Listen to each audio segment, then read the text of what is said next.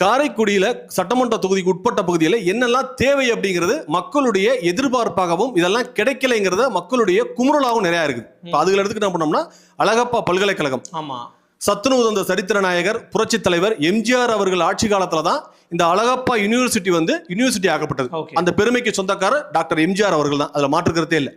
அந்த காலகட்டத்திலிருந்து தற்போது வரைக்கும் இந்த தமிழ்நாட்டிலேயே கல்வி நகரம் என்று ஒரு அற்புதமான ஒரு பெயரை பெற்றுக்கிறது காரைக்குடி அழகப்பா செட்டியார் அவர்களுடைய பல்கலைக்கழகத்தின் மூலமாக காரைக்குடி கல்வி நகரமா இருக்கு. நாங்க என்ன நீங்க சொல்றோம் அப்படின்னா, காரைக்குடிய கல்வி நகரமா இருக்கிறதுனால வெளியில் இருக்கக்கூடிய வரக்கூடிய மக்கள் நிறைய வர்றாங்க, வாழ்த்துக்கள், சந்தோஷம். ஆனா இங்க பொருளாதாரத்தை ஈட்டக்கூடிய எந்த வல்லமையுமே இந்த காரைக்குடியில் இல்ல. அப்ப தொழில் நகரமாக இந்த காரைக்குடி மாற வேண்டும். இப்ப இருக்க அந்த மாதிரி நகரமா மாறல, எதுவுமே இல்லையே. வேலை வாய்ப்பு என்னெல்லாம் இருக்கு இளைஞர்களுக்கு? அப்ப இந்த இடத்துல எதுவுமே இல்லை, ஒண்ணுமே இல்லையே. இப்ப ஒரு வருடத்திற்கு எடுத்துக்கிட்டீங்க அப்படின்னா இந்த அழகப்பா பல்கலைக்கழகத்தின் மூலியமாக குறைந்தது 3000 to 5000 மாணவர்கள் வெளியே செல்றாங்க படிச்சு. 3ஆம் ஆண்டு 4ஆம் ஆண்டு முடிச்சு அவங்க வெளியில படிப்பை முடிச்சு வெளியில வர்றாங்க. அப்ப வர்றவனுக்கு என்ன தேவை? தொழில் தானே வேணும். அப்ப இந்த காரைக்குடி கல்வி நகரத்தில் பயின்று தொழிலுக்காக அவங்க வெளிநாடுகளோ இல்ல பெங்களூரோ சென்னையோ கோயம்புத்தூரோ அதர் மாநிலங்களுக்கோ செல்லக்கூடிய ஒரு அவல நிலை தான் காரைக்குடி இருக்கு. ஏன் இந்த தொழில் நகரமாக காரைக்குடியை மாற்ற இயலவில்லை? ஒரு 40 ஆண்டுகளை பின்னோக்கி பார்த்தோம்னா இதே காரைக்குடி நெசவு தொழில் மிகப்பெரிய அளவில் இருந்துச்சு. வீட்டுக்கு வீட்டு நெசவு செய்ய தொழில் அற்புதமாக இருந்துச்சு. பொட்டு தயாரிக்கக்கூடிய பொட்டு கம்பெனிகள் இருந்துச்சு. அதை பொட்டுக்கு குங்கும பொட்டு தயாரிக்கக்கூடிய நிறுவனங்கள் இருந்துச்சு. தீக்குச்சிகளை அடுக்கக்கூடிய தீக்குச்சிகள் உற்பத்தி பண்ணக்கூடிய தொழிற்சாலைகள் சிறு சிறு குடிசைகள் நிறைய இருந்துச்சு. இப்போ இது அனைத்தையுமே நசுக்கப்பட்டது. இது அனைத்தையுமே நசுக்கப்பட்டு இன்னைக்கு மாநகராட்சியாக உருவாயிருக்கு. அப்படின்னா இந்த மாநகராட்சியை உருவானது பிறகு இந்த மக்களுக்கு வரி சுமை கூடப்பட்டிருக்கு. வரி சுமை எப்படி வருது அப்படின்னா, உங்க பாக்கெட்ல இருக்கு என் பாக்கெட் வருது, என் பாக்கெட்டுக்கு இவர் பாக்கெட் போகுது, இவர் பாக்கெட் திருப்பி உங்க பாக்கெட் தான் வருது. அப்ப இந்த பண சுழற்சிங்கிறது நம்ம 3 பேருக்குள்ள இருக்கே ஒழிஞ்சு ஒரு தொழில் உற்பத்தியாகி அந்த ஒரு உற்பத்தியான பொருள் விற்பனையாகி அதுக்கு வருவாய் ஈட்டக்கூடிய வாய்ப்பே இந்த காரைக்குடி இல்லை. அப்ப முதல் விஷயம், காரைக்குடி தொழில் சார்ந்த ஒரு நகரமாக மாறுமே பட்சத்தில் இந்த பகுதி மக்களை வாழ்வாதாரத்தில் நம்ம மேம்படுத்த முடியும் அப்படிங்கிறத மரத்தில் கேட்டுக்கிறோம். அதுக்கு அடுத்து பார்த்துக்கிட்டீங்க அப்படின்னா இந்த காரைக்குடியில அரசு மருத்துவமனை, தலைமை மருத்துவமனை இயங்கிக்கிட்டு இருக்கு. இந்த தலைமை மருத்துவமனைங்கிறது எல்லா ஸ்பெஷலிஸ்டுமே இருக்கணும். ஆனா இங்க ஸ்கேன் எடுக்கிற ஸ்கேனுக்கு ரிப்போர்ட் கொடுக்க டாக்டர் இல்ல.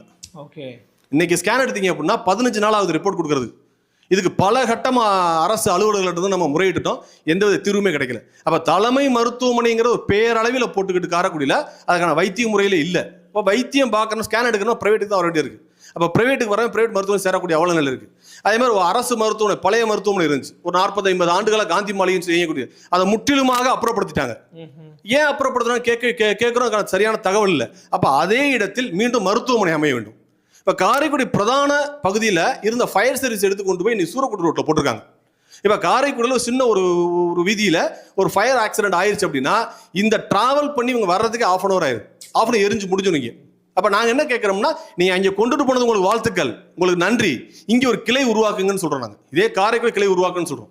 கால்நடை மருத்துவமனை இன்னைக்கு காரைக்குடி எடுத்துக்கிட்டீங்க அப்படின்னா விவசாயிகள் சார்ந்த நகரமாகத்தான் காரைக்குடி இருக்கே ஒழிஞ்சு தனிப்பெற ஒரு மெட்ரோ சிட்டியால இல்லைங்க. ஒரு விவசாயிகள் அப்படின்னா ஒரு ஆடு வளர்க்குற விவசாயி, மாடு வளர்க்குற விவசாயி, கோழி வளர்க்குற விவசாயி, இப்ப இந்த ஆடு மாடு கோழி இந்த பிராணிகள் எல்லாம் வளர்க்கக்கூடிய நபர் மருத்துவமனை எங்கே போகணும்னா கிட்டத்தட்ட சூரக்குடி பக்கத்துல போகும். ரொம்ப தூரம் பயணம், கழனிவாசல் போன ஒரு 5 கிலோமீட்டர் போ, 4 கிலோமீட்டர் போ, செஞ்சையில இருந்து ஒரு 5 கிலோமீட்டர் கடந்து போய்தான் அந்த கால்நடை மருத்துவமனை போகணும். நாங்க கேட்கறது கால்நடை கிளை மருத்துவமனையை நகரத்துல கொண்டு வாங்க அப்படின்னு சொல்றோம். அதற்கான வழி எங்களுக்கு இல்லாம இருக்கு.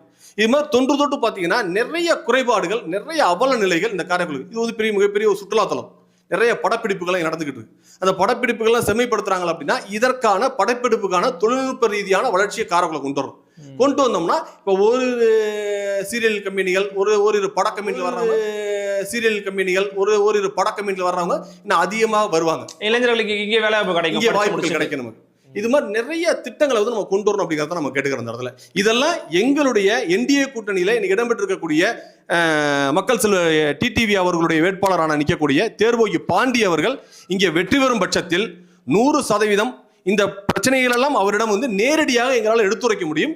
அவரை சட்டமன்றத்தில் காரைக்குடி மக்களின் குரலாக எதிரொலிக்க செய்ய முடியும்.